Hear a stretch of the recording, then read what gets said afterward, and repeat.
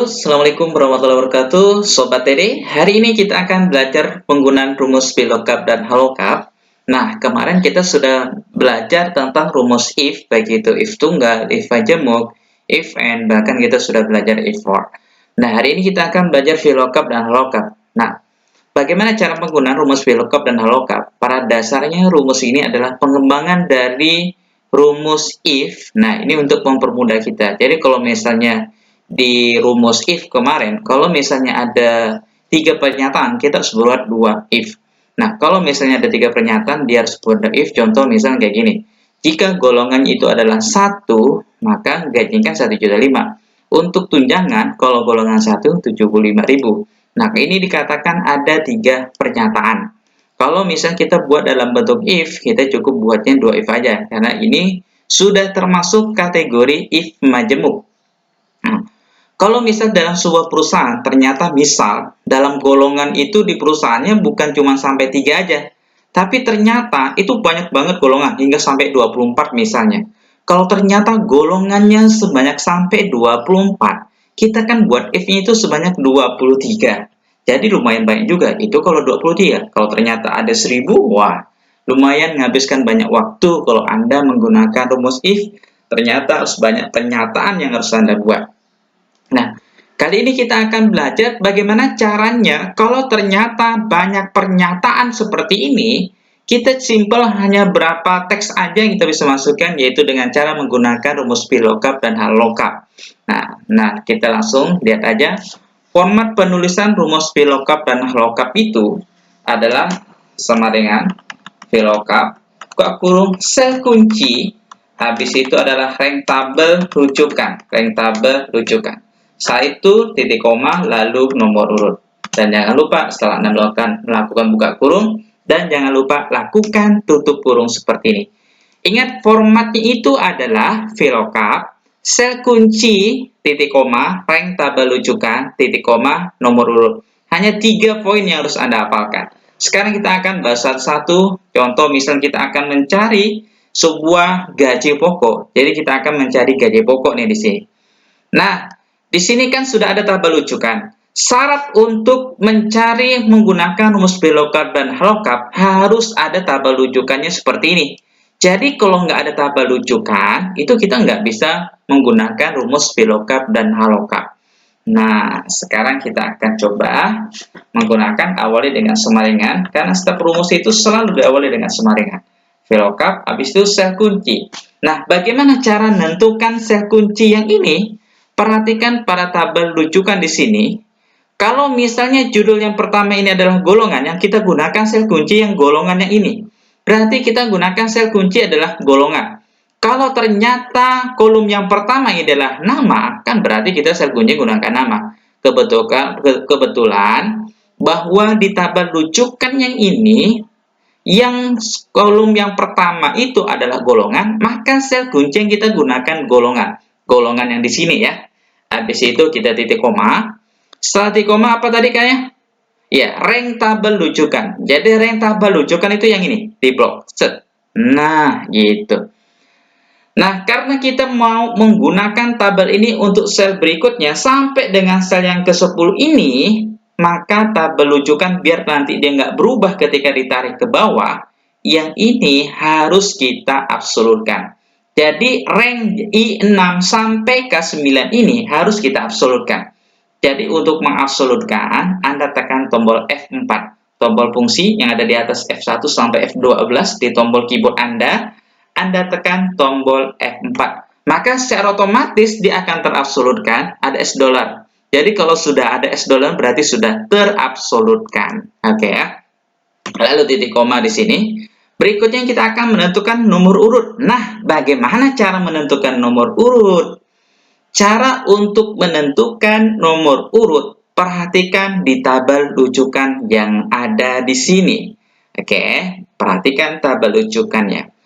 Kalau misal kita hitung, golongan itu nomor urutnya ke-1, gaji nomor urutnya kedua, tunjangan itu ketiga. Kan kita mau mencari gaji.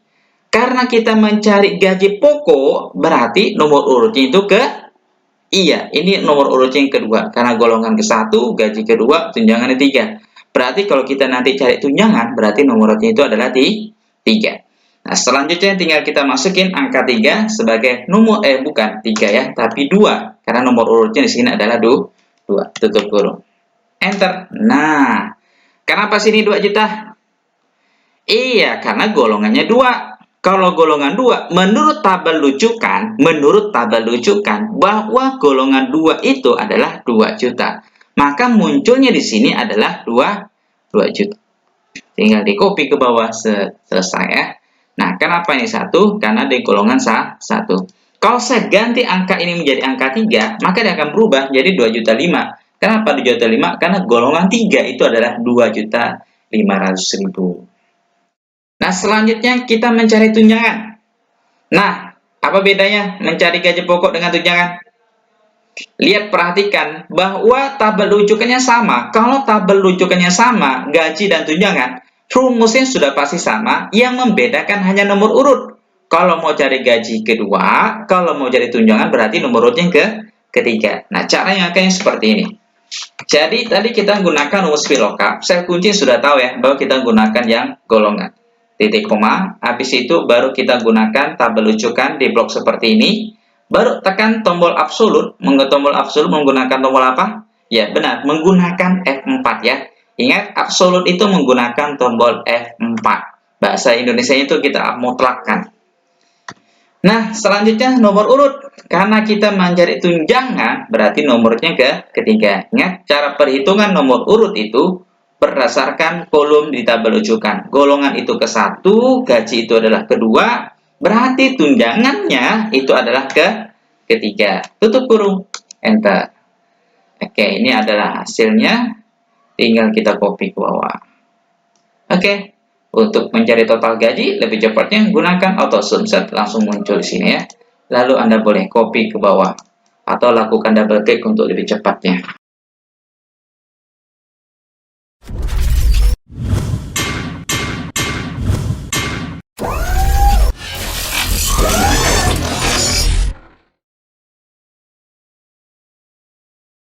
Kali ini kita adalah video berikutnya. Oke, jadi untuk menentukan nama barang, ya perbedaan untuk menggunakan perbedaan VLOOKUP dan HLOOKUP. Jadi kalau tabel rujukannya berbentuk horizontal seperti ini, berarti kita harus menggunakan rumus HLOOKUP. Jadi rumus yang kita gunakan adalah HLOOKUP. Selanjutnya kita akan menentukan sel kunci. Oke, sel kunci, lihat. Yang pertama sini adalah kode barang. Berarti sel kunci yang kita gunakan adalah kode barang. Setelah itu baru kita klik tabel rujukannya, kita blok, tarik, tahan sampai posisi full di tabel rujukan. Baru jangan lupa Anda absolutkan. Gimana cara tentukan absolut? Tekan tombol apa? Iya, menggunakan tombol F4. Nah, selanjutnya baru Anda tentukan nomor urut ya. Setelah sel kunci kita tentukan, habis itu tabel rujukan, setelah habis itu titik koma, lalu kita akan menentukan nomor urut. Kode barang itu ke-1, nama barang itu kedua, harga satuan ketiga. Kita mau cari nama barang, berarti nomor urutnya adalah kedua. Tinggal tutup kurung, enter. Oke, ini ada kesalahan. Ini ada kesalahan katanya ya. Nah, karena saya masukin ada garis ini, maka Anda hapus saja yang ini, atau Anda yes kan, itu bisa langsung aja, dia akan terhapus secara otomatis. Ini pinternya Microsoft Excel ya. Dia tahu letak kesalahannya itu di mana gitu ya. Ternyata Excel tadi ngerti juga. Nah, selanjutnya, nah ini udah tentukan, udah dapat di sini bahwa yang kode barangnya 201 itu adalah sepatu Kazongi, berdasarkan di tabel rujukan. Nah, berikutnya sekarang kita ke berikutnya. Di nomor ini, kita hapus dulu. Kita akan bahas satu persatu di sini. Untuk menentukan biaya, oke, kita akan menentukan biaya. Di sini sudah ada tabel rujukan. Ingat, kalau ada tabel rujukan, kita berarti bisa menggunakan rumus VLOOKUP atau LOOKUP. Apakah kita menggunakan VLOOKUP atau kita menggunakan rumus HLOOKUP? Lihat di sini, tabel rujukannya bentuk vertikal atau horizontal. Kalau dia berbentuk vertikal seperti ini, Anda gunakan rumus VLOOKUP. Jadi, gunakan rumus VLOOKUP. Selanjutnya, habis itu lihat di sini kita tentukan di nama paket. Lihat di sini. Di sini nama paket berarti tabel nomor sel kunci yang kita gunakan karena sini adalah nama paket, berarti sel kuncinya adalah nama paket. Kalau di sini nama peserta, berarti sel kunci kita gunakan nama peserta. Karena di sini adalah nama paket, berarti sel kunci yang kita gunakan adalah nama paket. Setelah itu baru kita blok tabel rujukannya. Nah, setelah di blok ternyata di sini tuh munculnya paket. Apakah perlu kita absolutkan? Tidak perlu. Jadi kalau ternyata di blok seperti ini, ternyata muncul nama paket seperti ini, berarti nama tabel rujukan ini sudah dikasih nama. Namanya adalah paket. Jadi tidak perlu lagi Anda absolutkan. Langsung ke nomor urut aja. Ingat perhitungannya, kalau nama paket itu ke 1, biaya kedua, diskon itu adalah ketiga nomor urutnya. Kita mau cari apa? Ya, kita mau cari biaya. Berarti nomor urutnya itu adalah kedua. Tutup kurung. Enter. Nah, setelah itu, habis itu Anda copy ke bawah. Ternyata ada yang salah di sini. Tuh, kalau ada pagar N garing A ini berarti ada yang salah ya. Coba kita cek sekarang. Apakah benar operator DOS itu adalah 200.000? Operator DOS sudah 1.000, kita cek tabel rujukannya. Ternyata operator DOS di sini itu bukan 200.000, tapi ternyata 150.000. Nah, berarti ini nih salah kan? Ya, salah. Iya, emang benar salah ini.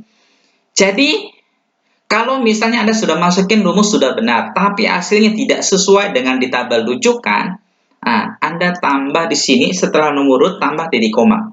Atau tambah false di sini juga boleh ya.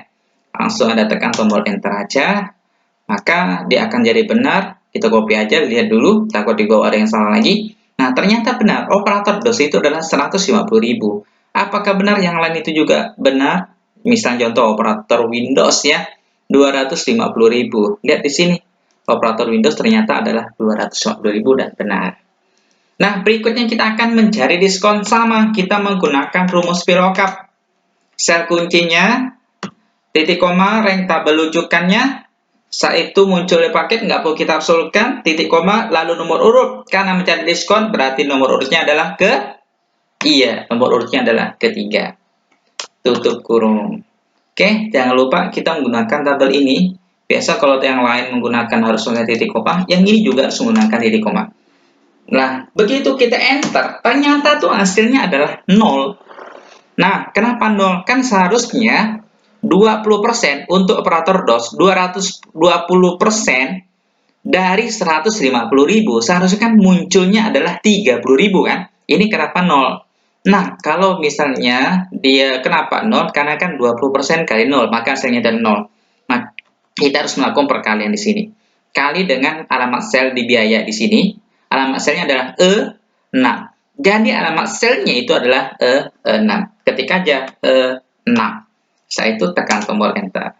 Nah, makanya sini sekarang sudah benar bahwa diskonnya itu adalah 30.000. Oke, itu aja dulu untuk pembahasan kita tentang penggunaan rumus VLOOKUP dan HLOOKUP. Mudah-mudahan video ini berguna untuk Anda semuanya. Jangan lupa pelajari terus, lebih rajin lagi, tetap semangat ya Sobat TD. Salam sukses dari saya akhiri. Assalamualaikum warahmatullahi wabarakatuh.